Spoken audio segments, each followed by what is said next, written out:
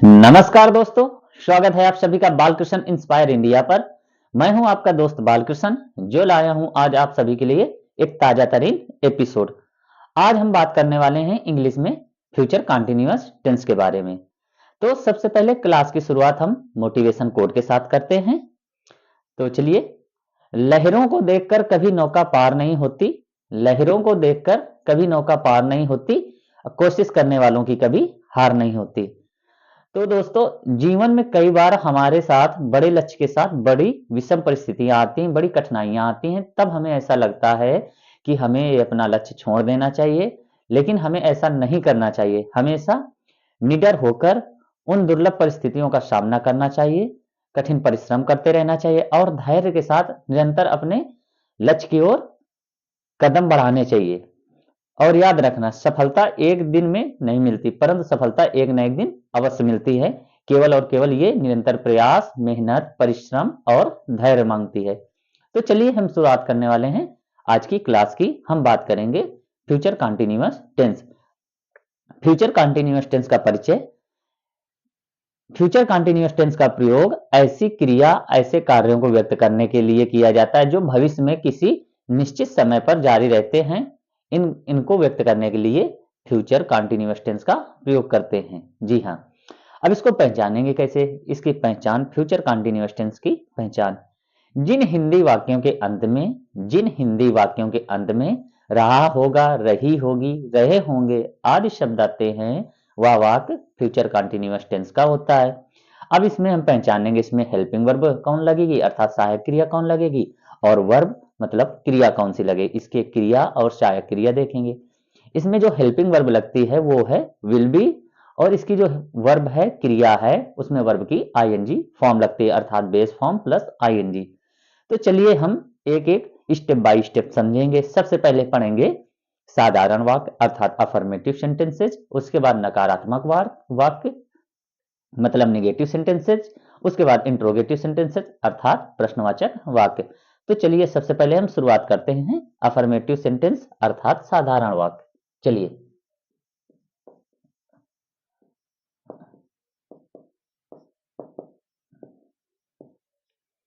Affirmative sentences. तो इसका बनाने का सबसे पहले रूल लिखेंगे हम लोग, उसके अनुसार फिर एक एग्जाम्पल लिखेंगे, और एग्जाम्पल को रूल के अनुसार हम बनाना यहीं पर सीखेंगे। आप लोग भी हमारे साथ बनाएंगे। सबसे पहले subject plus will be plus verb की आईएनजी फॉर्म, ठीक है, ING form plus object, object, ठीक है। देखिए, अफर्मेटिव सेंटेंसेज अर्थात साधारण वाक्य, इनको बनाने का नियम लिखेंगे। Subject plus will be plus verb की आईएनजी फॉर्म प्लस ऑब्जेक्ट, ठीक है। अब इसका एक एग्जांपल देखेंगे। तो चलिए, example, subject will be verb की आईएनजी फॉर्म प्लस ऑब्जेक्ट। अब इसका एग्जांपल देखेंगे।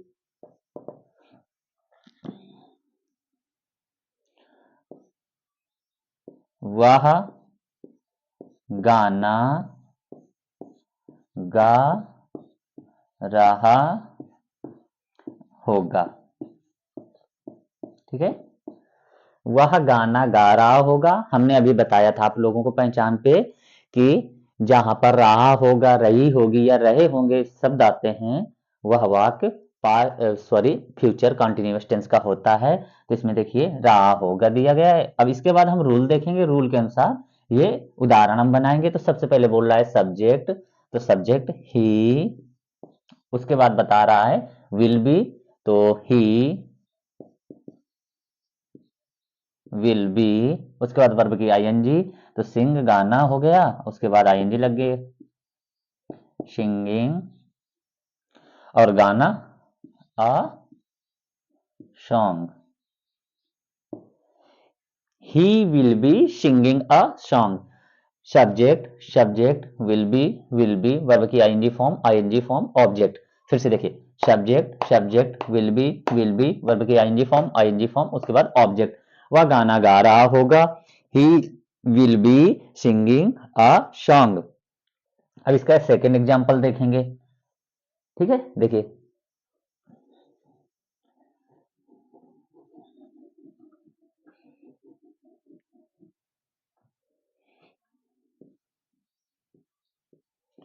बच्चे मैदान में खेल रहे होंगे। ठीक है, तो यहां पर हम फिर से इसको बनाएंगे नियम के अनुसार।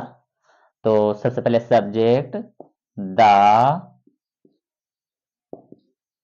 चिल्ड्रेन, उसके बाद विल बी खेलना play ING form playing in the field.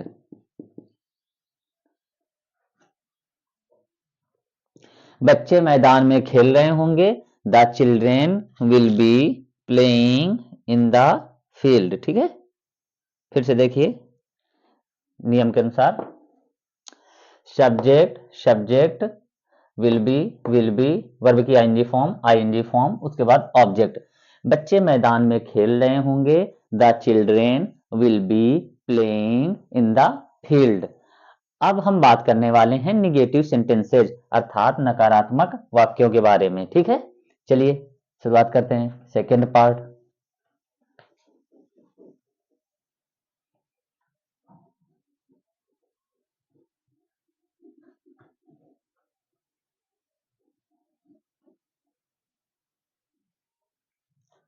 Part second,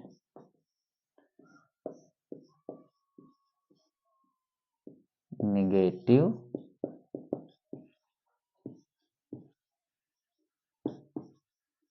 sentences. नकारात्मक वाक्य, जिन वाक्यों में कभी नहीं या नहीं शब्द लग जाते हैं वह वाक्य नकारात्मक या निगेटिव सेंटेंस कहलाते हैं। तो इसको बनाना सीखेंगे, इसका पहले रूल लिखेंगे। Subject plus will not be plus verb की आईएनजी फॉर्म प्लस ऑब्जेक्ट। ठीक है, subject plus will not be plus verb की ING form plus object. Subject will not be verb की आईएनजी फॉर्म फिर ऑब्जेक्ट। अब एक example इसका देखेंगे। मैं टीवी नहीं देख रहा होऊंगा।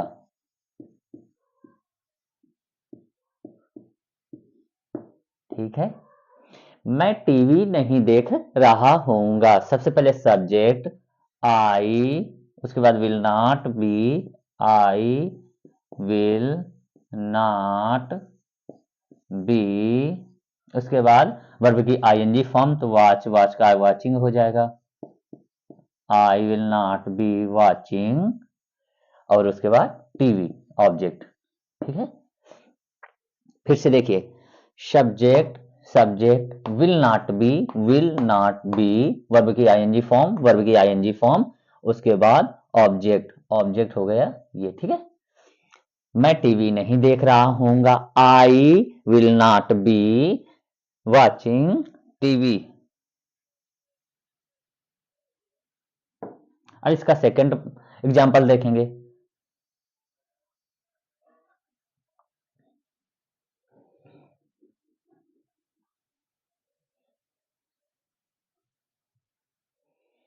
वे होम वर्क नहीं कर रहे होंगे। वे होमवर्क नहीं कर रहे होंगे। तो देखिए, सबसे पहले सब्जेक्ट दे, उसके बाद will not B, will not B, do का आईएनजी लग जाएगा, doing home work. They will not be doing home work. फिर से इसको समझेंगे। देखिए, रूल मतलब नियम हो गया, subject, subject will not be, verb की आईएनजी फॉर्म, वर्ब की आईएनजी फॉर्म, उसके बाद ऑब्जेक्ट, ऑब्जेक्ट हो गया। वे होमवर्क नहीं कर रहे होंगे, they will not be doing homework. अब इस तरह हमारा निगेटिव सेंटेंस समाप्त होता है, सेकंड पार्ट समाप्त हुआ। अब हम बात करने वाले हैं थर्ड पार्ट की, तीसरा चरण अर्थात इंट्रोगेटिव सेंटेंस, इंट्रोगेटिव सेंटेंस, प्रश्नवाचक वाक्य। तो सबसे पहले हम इसका रूल लिखेंगे। पहले लिखेंगे इंट्रोगेटिव सेंटेंसेज, ठीक है। इसका रूल लिखेंगे will plus subject plus be plus verb की आईएनजी फॉर्म प्लस ऑब्जेक्ट, उसके बाद क्वेश्चन मार्क। तो इसका नियम क्या है, will plus subject plus be plus verb की आईएनजी फॉर्म प्लस ऑब्जेक्ट। अब इसका एग्जांपल देखेंगे। क्या तुम क्रिकेट खेल रहे होगे? क्या तुम क्रिकेट खेल रहे होगे? तो हम इसको नियम के अनुसार बनाएंगे। सबसे पहले विल, उसके बाद सब्जेक्ट यू, उसके बाद बी, उसके बाद वर्ब की आईएनजी फॉर्म प्ले, प्ले के साथ आईएनजी लग जाएगा, प्लेइंग। और उसके बाद object cricket, will you playing cricket, उसके बाद क्वेश्चन मार्क। बिना क्वेश्चन मार्क के हमारा सेंटेंस पूर्णतया गलत माना जाएगा। इसको एग्जामिनर भी गलत कर देगा और इसके नंबर नहीं जुड़ेंगे। तो फिर से देखेंगे। सबसे पहले विल सब्जेक्ट बी वर्ब की आईएनजी फॉर्म, उसके बाद ऑब्जेक्ट और क्वेश्चन मार्क। क्या तुम क्रिकेट खेल रहे होगे? Will you be playing cricket. अब हम इसका एक दूसरा उदाहरण देखेंगे, ठीक है।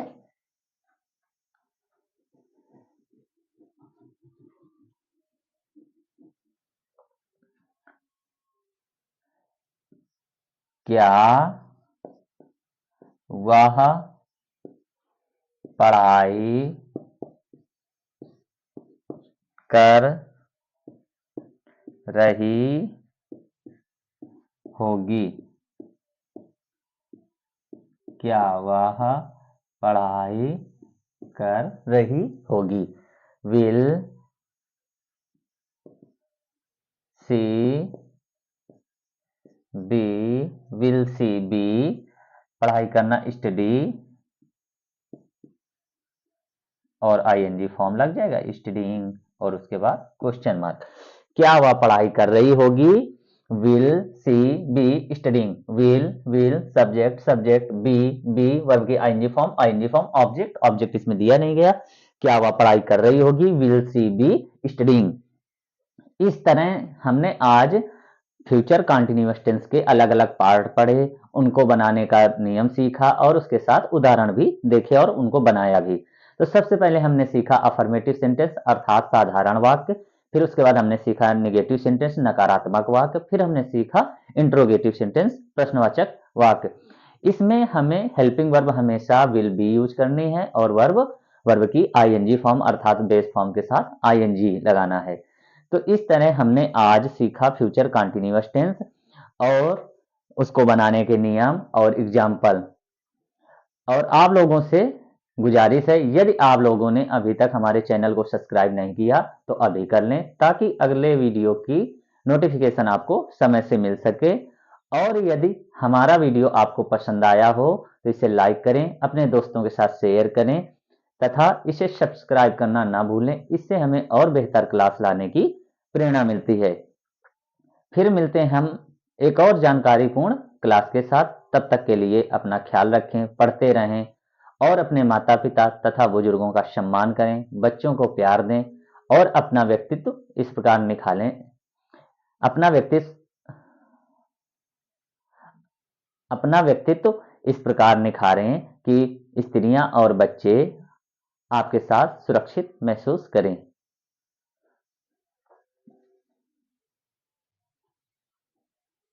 यदि आपने चैनल को अभी तक सब्सक्राइब नहीं किया तो अभी कर लें ताकि अगली क्लास का नोटिफिकेशन आपको समय से मिल सके।